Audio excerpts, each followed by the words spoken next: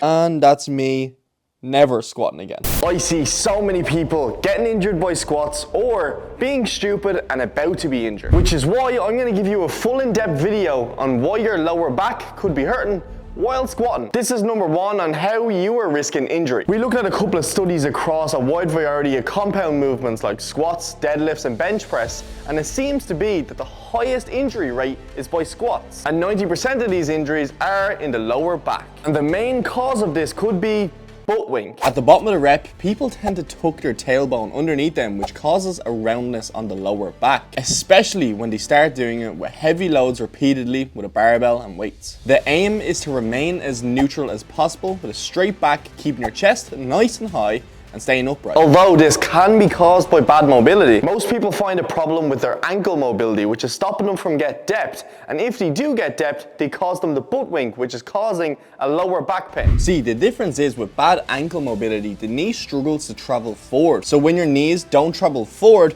your body has to recompensate for that and try keep you upright without falling backwards, which causes the roundness of the spine. But with good ankle mobility, the knee travels forward and the bum falls back and the chest stays upright. So how we like to quickly solve the ankle mobility is by adding some form of slight elevation to the back of the foot and then stand the heels up on them, and it should work instantly. And if this helps you, well then it's clear that it is your ankle that is the problem. And if this does work and it allows you to get more depth without back stress, it's clear that the ankle mobility is causing you this stress. So since ankle mobility is your problem, here are some exercises that you can fix this. You can do some deep hold squats, wall stretch, deep squat ankle stretch. Your choice of footwear is also very important. If you have shoes with no even level on the bottom, your balance will be off. Instead, aim for a flat shoe or just simply take your shoes off and squat in your socks. Trust me. And until you fix this issue, I would avoid doing any sort of heavy weights. Until then, instead you can just do hack squat, leg extension and hamstring curls to further your leg growth. And another really important factor that people do not prioritize is your breathing technique. So what we'd like to do is imagine we were about to jump into water. If you actually know how to swim, we'd want to take a big deep breath in before we jump in, and while we're swimming to get back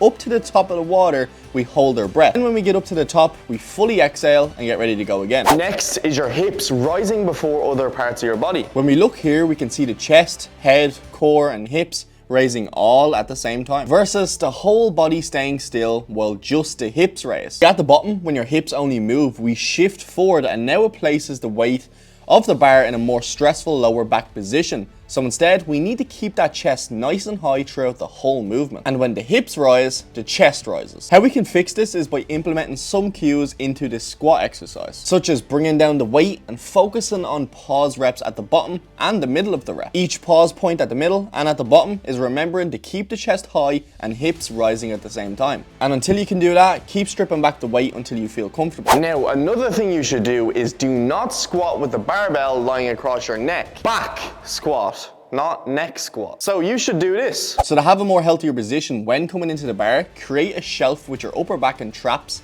and find a position. This is what you do not want to do. I've seen a lot of people doing it. It will cause your back to round at the bottom and put a lot of pressure while squatting with the weight. Have it coming straight across your upper back and keep that position. And you can allow your hand position to come slightly wider so you do not cause a discomfortness in your shoulder. It might feel weird at first, but once you get used to it, this will be a lot better for your squats. Another huge thing is aiming for your knees to be coming shooting straight or slightly out. What we do not want to see is your knees folding in the way. As you probably know, this will be very unstable and unmaintainable for a progressive overload. So you can consider yourself staying at that weight with a knee injury for the rest of your life. This can be done by having your feet positioned slightly wider with your toes facing out. And that's what you gotta do to make your squat perfect and get rid of that back pain. And if you want more helpful tips on a weekly basis, well, I'd recommend subscribing, and if this video helped you, drop it a like. And with that being said, I'll see you all in the next one.